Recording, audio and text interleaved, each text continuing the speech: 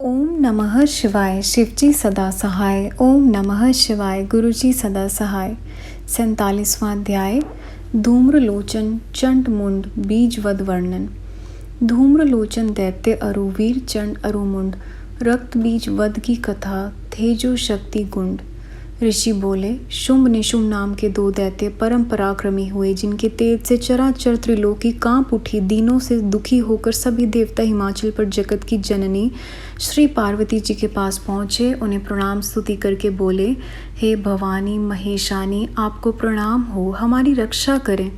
तब देवताओं की स्तुति सुनकर गौरी बोली, तुम लोग किसकी स्तुति कर रहे हो? इतना कहने के बाद उस गौरी के देह से एक कुमारिका प्रकट हो गई। तब देवताओं के देखते देखते गौरी जी से उसने कहा, हे मातेश्वरी, सभी स्वर्गवासी देवता मेरी ही स्तुति कर रहे हैं।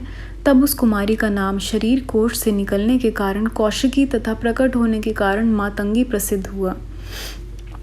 फिर उसने देवताओं से कहा, तुम डरो मत, मैं अकेली ही तुम्हारा कार्य करूंगी। इतना कहकर देवी अंतर ध्यान हो गई। फिर शुंभ निशुंभ के दो सेवकों ने ज्यों ही उसके रूप सौंदर्य को देखा तो मोहित हो गए।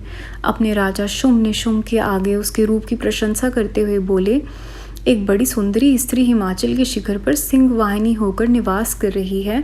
देव कन्याएं तो उसके आगे सेविका रूप है। त्रिलोकी में कोई भी उसके समान सुंदर नहीं, वह नारी रत्न है। हे राजन, आप तो रत्न भोगता हो, वह नारी रत्न तो आपके महलों में होनी चाहिए। यह सुनकर उन असुरों ने सुग्रीव दैत्य को बुलाकर उस सुंदरी को ले जाने के लिए तुषार पर्वत पर भेजा।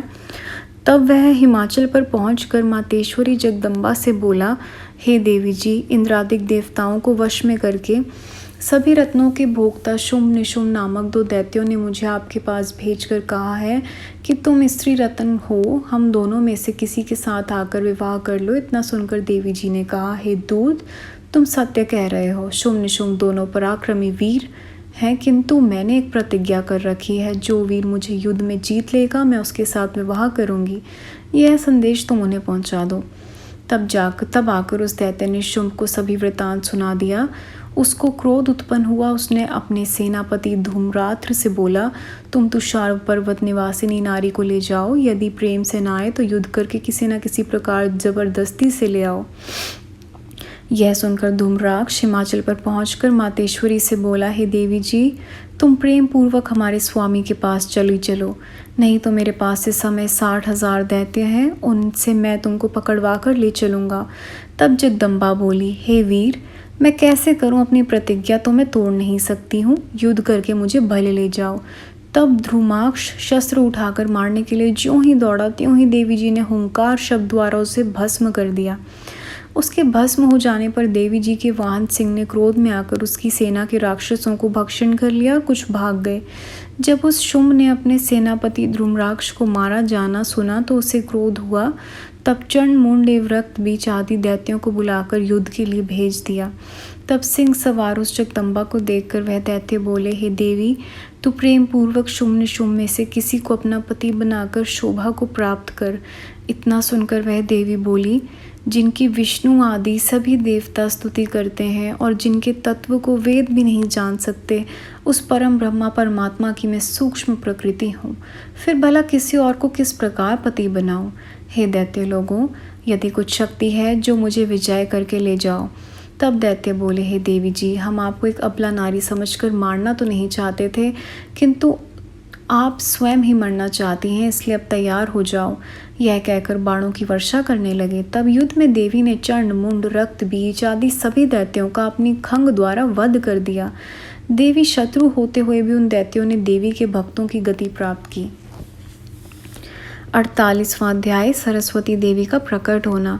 शुंभ निशुंभ दानव बलि, तत्सम दोहद मौर्य, दर्प दलन गौरी भई, अनुपम जिसका शौर्य। राजा ने कहा, हे स्वामिन, चंड मुंड आदि के मर जाने पर शुंभ निशुंभ ने फिर क्या किया? अब आप कृपा करके पाप विनाशिनी महामाया का चरित्र सुना जाइए।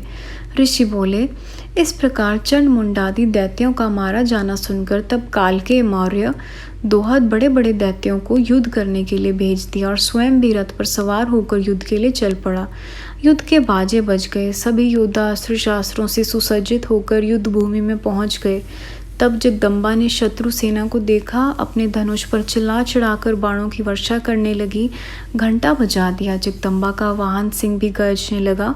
उस समय हिमाचल वासिनी देवी को देखकर निशुंभ बोला, हे मालती के पल्लव के समान देह धारिणी विलासवती, तुम्हारा कोमल शरीर देखकर हमें दुख होता है, तो किस प्रकार कोमल शरीर से युद्ध कर सकेगी। तब चंडिका ने कहा, अरे नीच, अब बातें बहुत ना कर, या तो युद्ध कर या पाताल में प्रवेश कर। यह सुनकर निशुंभ क्रोध में आकर बाण वर्षा करने लगा। इधर चंडिका जी ने भी अपने बाण, परुष, त्रिशूल आदि से उत्तर दिया। उस युद्ध में काल देवी ने असंख्यों घोड़े काट डाले। वाहन सिंह ने तो असंख्य दैत्यों के प्राण हर लिए।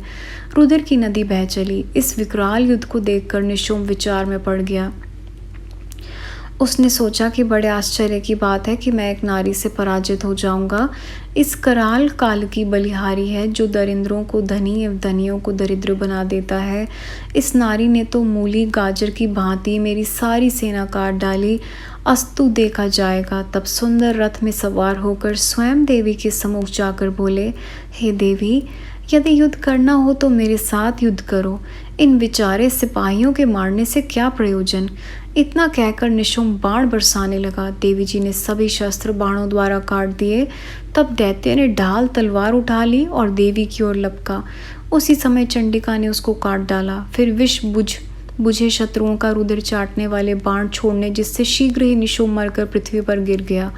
दैत्यराज शुंभ ने अपने छोटे भाई निशुंभ को मरता देख लिया। तब स्वयं रथ पर सवार होकर युद्ध के लिए आ गया। उसको आया देखकर चंडिका ने भयानक अट्टहास किया, जिससे दैत्यगण घबरा गए। उस समय शुंभ ने प्रज्वलित शक्ति चंडिका के ऊपर फेंकी। महामाया ने अपने बाणों से उसके हजारों टुकड़े कर डाले और क्रोध में आकर त्रिशूल उस दैत्य की छाती में घुसेड़ दिया, जिससे छाती फट गई। ऐसा होने पर भी हाथ में चक्र लेकर वह दैत्य देवी को मारने दौड़ा। चंडिका ने त्रिशूल से वह चक्र काटकर उसका सिर भी काट डाला। इस प्रकार मृत्यु पाकर उस दैत्य ने परम गति प्राप्त की। उन दोनों दैत्यों के मर जाने पर बाकी बचे कुछ दैत्य पाताल में प्रवेश कर गए। देवताओं को प्रसन्नता हुई।